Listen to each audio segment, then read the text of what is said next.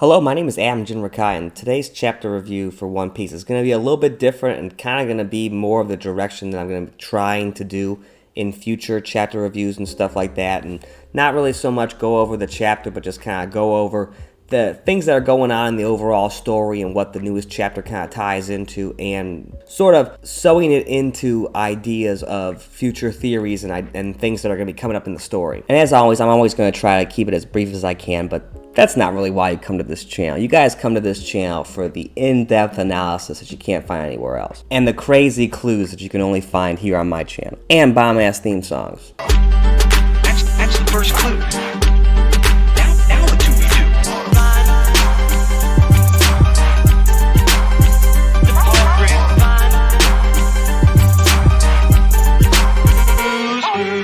And this chapter 1057 of One Piece is really kind of a doozy, and I'm going to be forced to have to kind of put a content warning for the later on in this video. We're going to be touching on lots of themes and ideas surrounding the idea of kind of radicalizing use and extremist tendencies of some organizations. Nothing specific, but just the idea of weaponizing hate and how that can be used by shady people with influence and power. Attention swimmers. Swimmer.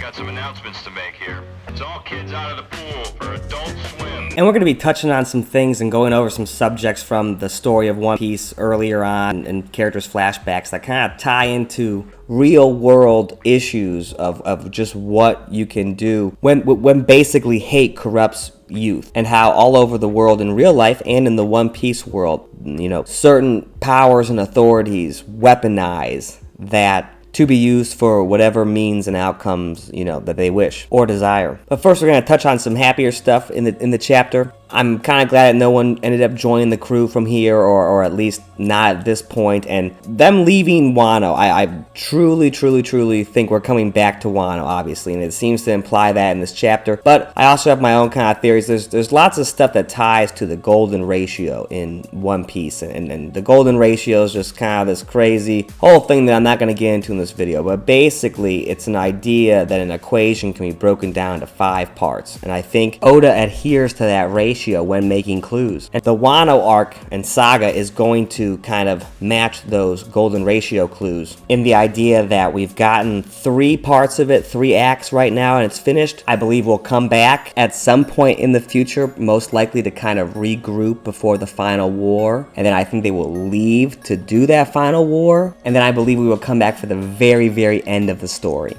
And I believe that panel that Oda has been referencing for a few years about this, can't wait to draw the final panel ending of Wano, is actually a reference to the final panel of the entire One Piece story. And that is the panel that he's referring to, not anything that we saw in this week's chapter. And I will be making future videos on that kind of endgame theory and equation for the One Piece story. But for right now, just to kind of give you a hint of where I think that all could be going is, 1, I think that at some point Momonosuke will make a decision to protect Wano, and that will actually mean declaring war on the entire world and kind of starting another phase of Ragnarok. And I also kind of think that Odin and Eden and all these ideas around an Eden egg or a place to survive a boiling earth type cataclysmic event that would basically cook everyone alive on Earth. And I believe that Wano will be that kind of cauldron or container for what I have deemed an Eden egg for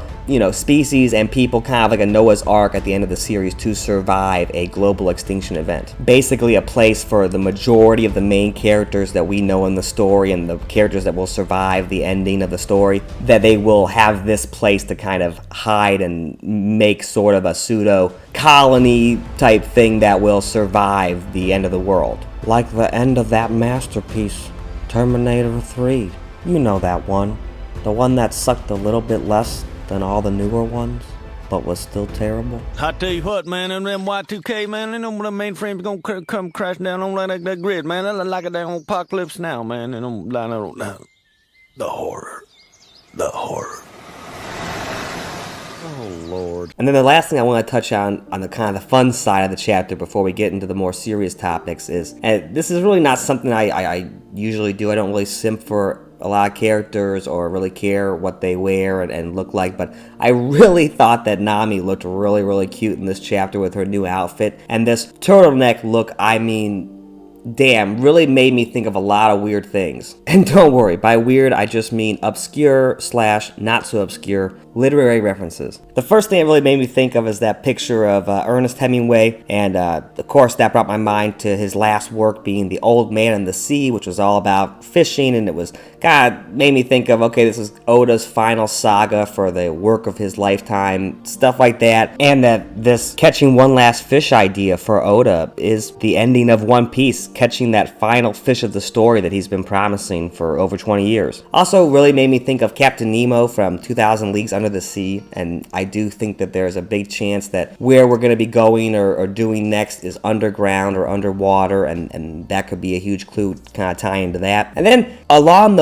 all those same literary lines, it really kind of made me think of Moby Dick as well, and I think there's lots of stuff, and I have a Laboon video coming. And of course, I'm not talking about Whitebeard's ship, the Moby Dick, although I do think Sphinx Island is on the horizon. But of course, I'm referring to the book Moby Dick by Herman Melville. But I think there's lots of stuff about kind of hunting that white whale and that one special treasure and all that stuff, and it's Luffy. But the ending of Moby Dick, and I'll quote the Wikipedia page here just for the sake of easiness. Captain Ahab strikes down the white whale while being possessed by all the fallen angels together. So I really think a lot of that stuff's kind of going on here, and it's what we're going to see in this endgame of the story of One Piece, where kind of the revenge of the gods might be taking place, and centuries and centuries of spirits and wills kind of combining to fight back against the powers that be in the world, I think is literally going to be happening and has been happening in the story with Luffy and many other characters. Essentially for 1,000 years, these wills have been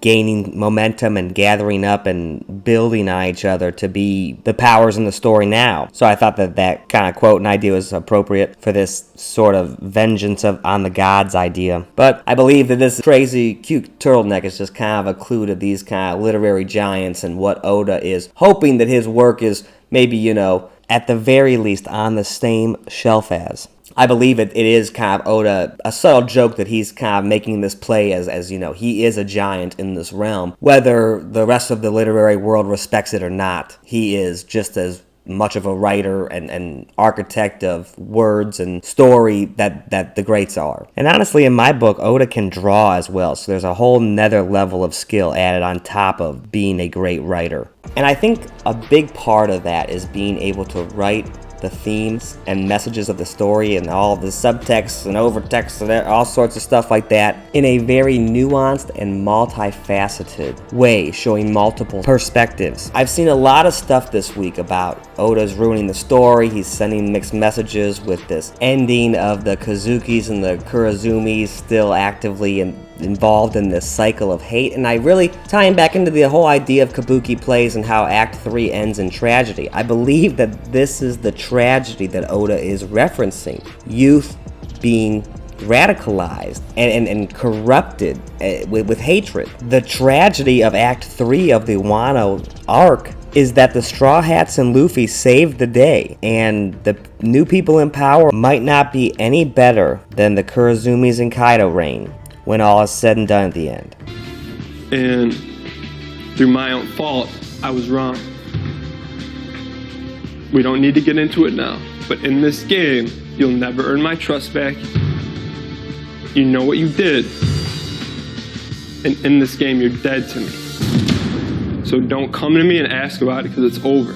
And before we jump onto the content war and stuff like that, I really want to touch on this Alan Moore quote from the 90s that when he was talking about making Watchmen and everything and referring to Bruce Wayne and Batman, and he was talking about how if you were a child and you saw your parents get killed in front of you, and then as an adult billionaire you decide to make gadgets and run around and fight crime in a costume, you are, an insane person. That is not a healthy way to deal with trauma at all. It is a crazy, fantastical solution to this horrible event. And I believe that Oda's love for, American comics and superhero comics and all that kind of stuff, I think he's kind of playing around here with just this entire idea of children who have had very traumatic events in their past kind of shape them And I think for the whole story, it's kind of been pushed under the rug, but I believe a lot of those emotions for literally every single Straw Hat have been boiling up, and we're going to be seeing them be resolved in this final arc, not just with Usopp and his father, or with whatever's going on with Zoro and swords and,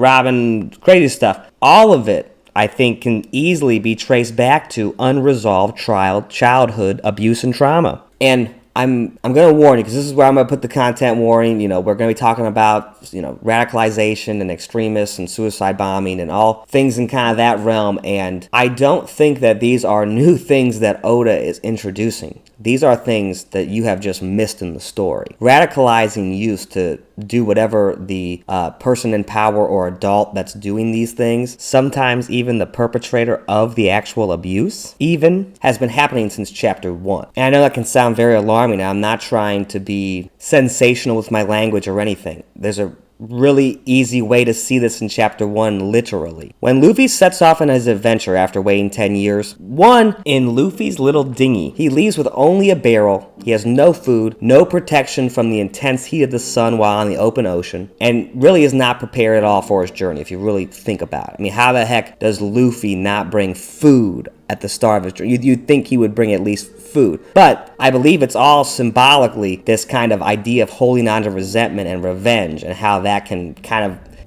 ruin your whole journey. Not only because your goals are all kind of skewed and driven by hate, so perhaps the destination might also be created by that, but just the idea that you sit there and you're only preparing for this one moment of violence and hating on something and taking out your vengeance really kind of leaves you ill-suited to survive on the sea, period. Navigation, being able to prepare food, anything like that. Luffy doesn't really know how to do any of it, and I know he has his crew for all that stuff, but just still, the idea, I think, is very prevalent in chapter 1, and it's really highlighted by the idea that he doesn't even bring food on his journey with him at the start. When Luffy sets off from Fuchsia Village in chapter 1, and he punches out the Sea King, when he resorts to violence to dealing with his trauma from when Shanks lost his arm and all the stuff tied to that, after using violence to punch the Sea King out, Luffy actually gains baggage from that violence that is created in the One Piece world. This panel right here, the last panel of chapter 1, Luffy has a treasure bag, but I don't think it's really a treasure bag. I really just think it's kind of emotional baggage from violence and trauma and all things like that. From the perspective of Luffy, who essentially saw his hero get disfigured and deformed to save his life, and then has been sitting there waiting and spewing for 10 years about taking vengeance on the Lord of the Coast. That is literally what happened at the end of chapter 1. Luffy says here, I spent 10 years waiting for this, preparing for this, or whatever. He's been sitting there plotting his revenge, basically, and he sets out on his journey where he should die. He gets hit by a whirlpool immediately. I mean, all sorts of crazy things I think are going on, but at the base level, does not leave with food, and I think all this is kind of a clue to inherited violence and kind of that inherited will is really a code, and it's Oda, one of Oda's biggest tricks, that it's all kind of inherited hate, generational hate, and how destructive it can be to every party involved. And I am going to be touching on major spoilers for the end of the Attack on Titan manga, so skip to this point to avoid any spoilers. I'm going to touch on this Hiyori panel mainly, but I first want to talk a little bit about the ending of Attack on Titan. I think that the ending of Attack on Titan was very divisive. I think it was very, sent a lot of messages, and it was very murky, the themes, which is, I think, exactly what the author of Attack on Titan, Hajime Ishiyama, was going for. And I kind of think that's also exactly what Oda is playing with here. One of the things I really got from the ending of Attack on Titan and the entire story, really, was the idea that any foundation of power that was built on lies, no matter if they were for the good of the people or whatever reasoning, was doomed to fail. Okay, obviously was not surprised by the ending that eventually everything kind of went back to war in the Attack on Titan universe. Here in this picture, one, we do get the top of the roof is cracked, like the foundation's already crumbling because this whole thing is being built up on by hate. But that's also what I think has been being hinted at a couple chapters here with all of these teachers and what they're saying, because we know that the things that they're teaching the kids, even though It's not the Kaido propaganda and all that stuff. It is a different type of propaganda. It is lies. And it really kind of forces me to ask the question, why does Luffy not want to be known as a hero here? I can understand the idea of not wanting to, to be a pirate that saves people or something along those lines, but we know Luffy's main reasoning for not wanting to be classified or defined as a hero is so that he wouldn't have to share his meat or share his food with anyone. Now, I really do not know a more appropriate theme or idea of what Luffy has done in Wano than to essentially share his food. So, based on his reasoning, it does not make total sense to me why he does not want to be known as a hero here. But nonetheless, the teachers are telling lies, basically. Even this Hiyori story, we know from seeing Orochi's death that she had her eyes closed, she was blocked off by Denjiro, all that kind of stuff, that this moment was not quite how it was. And shout out to my great friend Elson for a couple videos ago we were talking about the Kurozumi means charcoal and how that could tie into, kind of being part of, a sort of writing on paper / marked by flames type thing. But that's essentially what I think Wano, and like I said earlier with the whole idea that maybe Momo will at some point decide that the only way to keep his country safe is by destroying all of the enemies that threaten Wano, which from his perspective, I'm thinking in the future of the story might be what Momo might consider to be the entire rest of the world. And this Kurozumi clan crest is on the fan, and obviously this fan is, fanning the flames, basically, adding wind to the fire and making it stronger. And that the idea that Kurozumi means charcoal and they were born to burn. And I know that it works out to be a pun and stuff, and I'm sure is part of it. I do believe that. But if you believe that is the only thing that Oda is doing here, no offense, but I think you're an idiot. What did you say? What was that? Well, I said it with all due respect. No, that doesn't mean you get to say whatever you want to say to me. Sure as heck does. No, it doesn't mean that. It's in the Geneva Convention. Look it up. I really kind of think Oda's playing around here with how stupid and demented that ideology of hate is, no matter who you are, and I think he's hinting at it quite literally here with this fan and the panels. This is a paper fan here. If paper isn't a great conductor / fuel for fire, I don't know what is. So the idea that just the Kurozumis are the charcoal made to burn, and that the Kazukis aren't doing aren't playing their part in this continuing the cycle of hate, I think is what Oda's touching on here with the panel touching the paper fan and all that stuff. And we don't know all the specifics and exactly what happened in the past to make the Kurozumis such a persecuted people of Wano.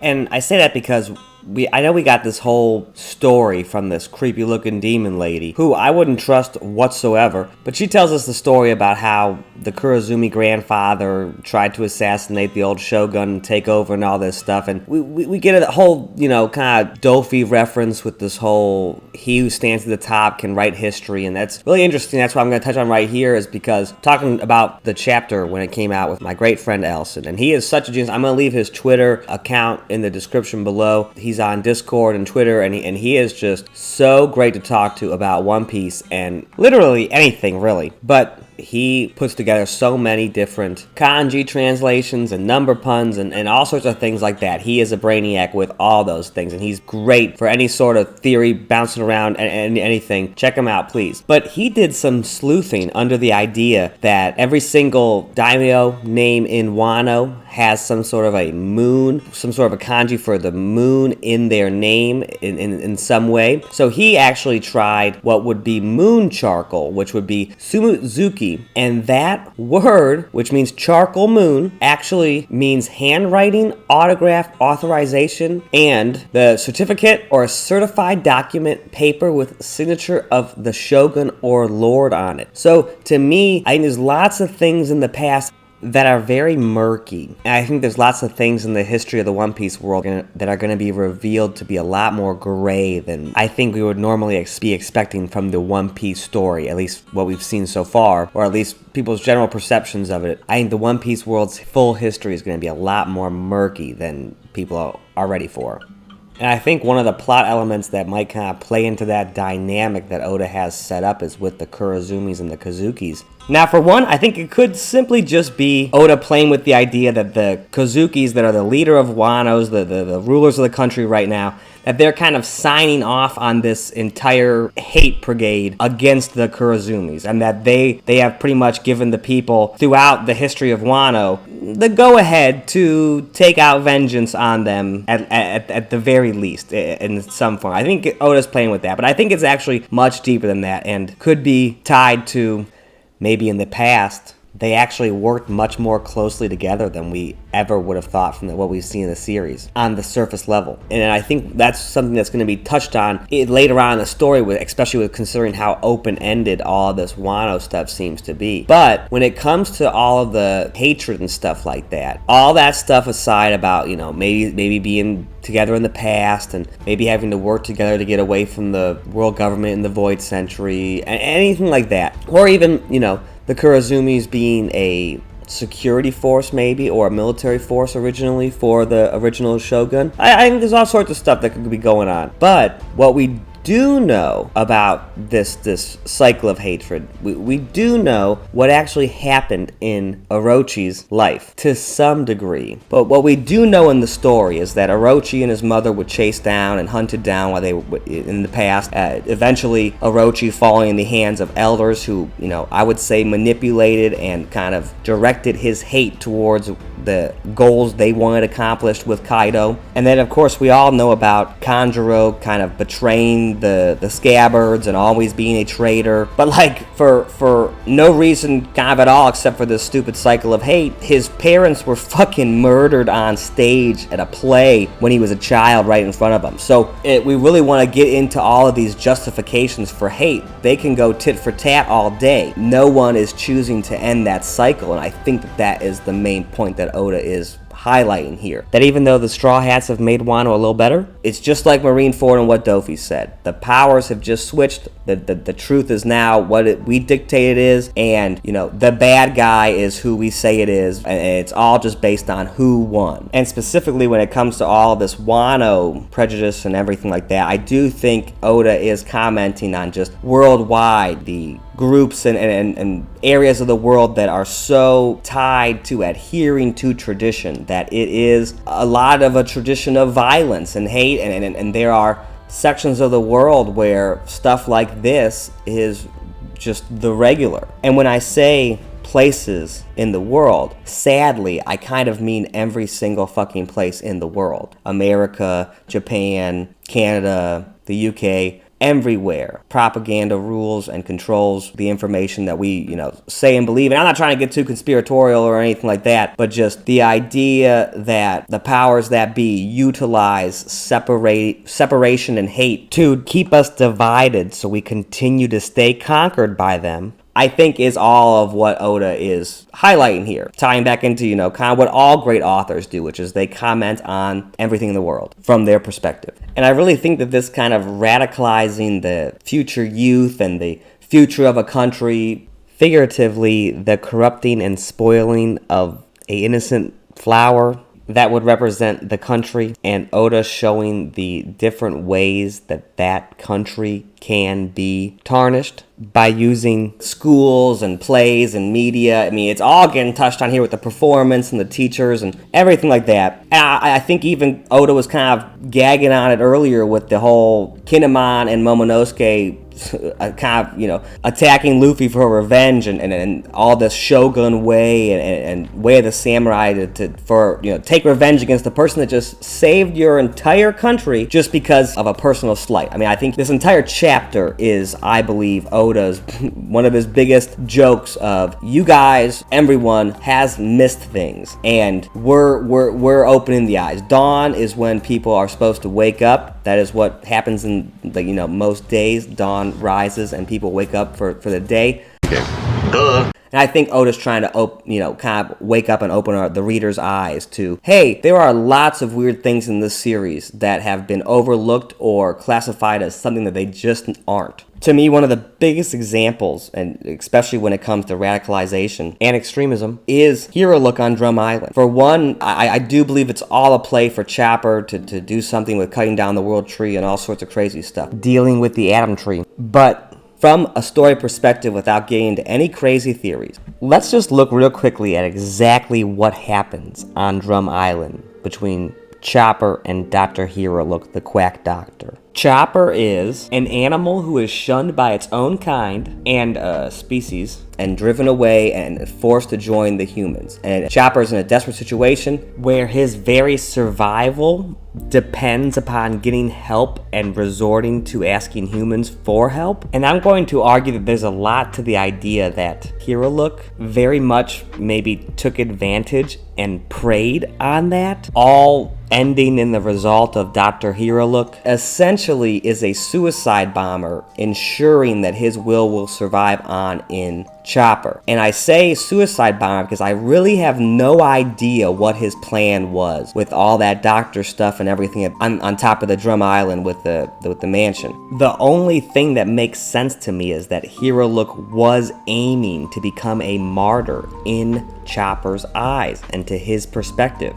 If the doctors were actually there, did he plan to kill them all? Or more likely, did he just purposely plan to blow himself up exactly when Chopper would be there to see him do that in order to cement Chopper into doing whatever he wanted to do? And I think there's lots of crazy things going on, but the idea that Hiyori's grave is a gun, and then his top hat that looks an awful lot like a magic hat where you pull animals out of a hat and, you know, use them for entertainment and whatever you want to use that stage to make happen. I think that's all what he is, and I do believe radicalizing Chopper against the animals to be on the human side in some form will be a factor coming up in the future. But we really don't have to get that crazy with a lot of these radicalization things. We know swords seem to inherit wills and all sorts of things like that, and in the anime especially, Zoro's white sword, the Wado Ichimonji, is essentially filled with Kuina's regret and misery from being born a female because of the One Piece world's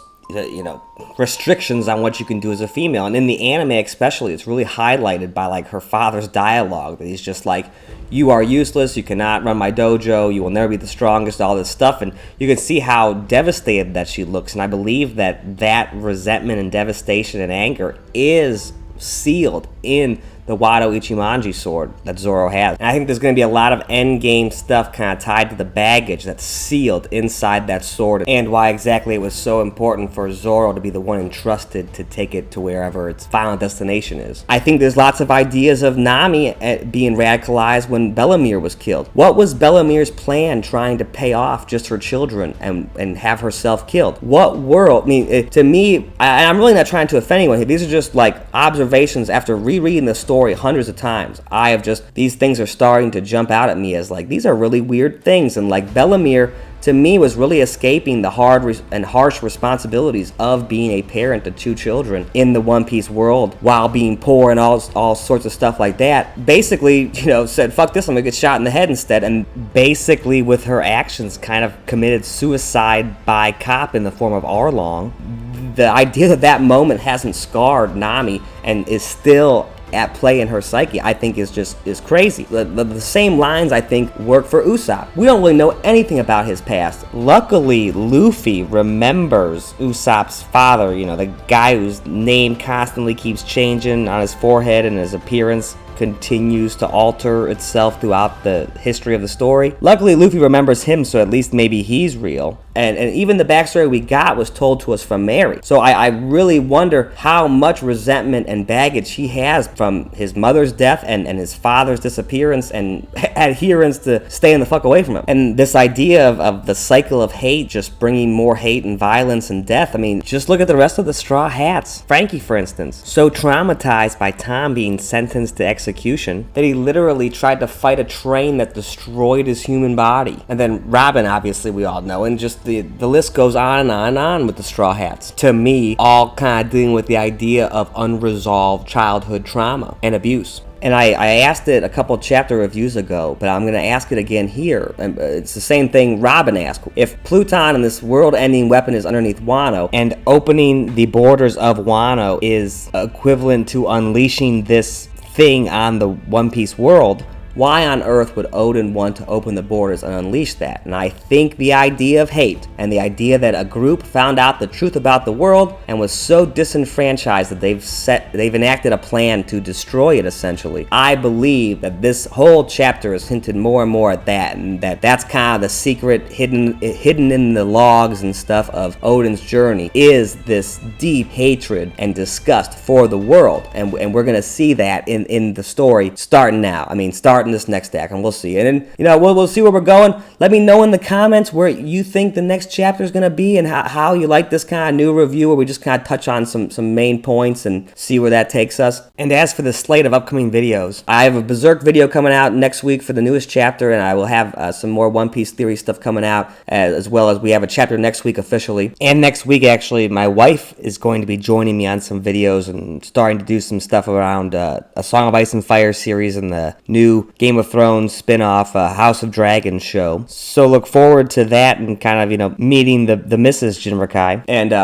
with that, my name is Adam Jinrakai. Please like, share, and subscribe, and click the notification bell and all that stuff. And if there was any theory that I hinted at or touched on a little bit but I didn't go into more depth on, but it's something that you would like to hear about, please leave a comment so I can have an idea of maybe what kind of videos you all are more interested in. Thank you so much for watching. I will talk to you all later. Bye-bye.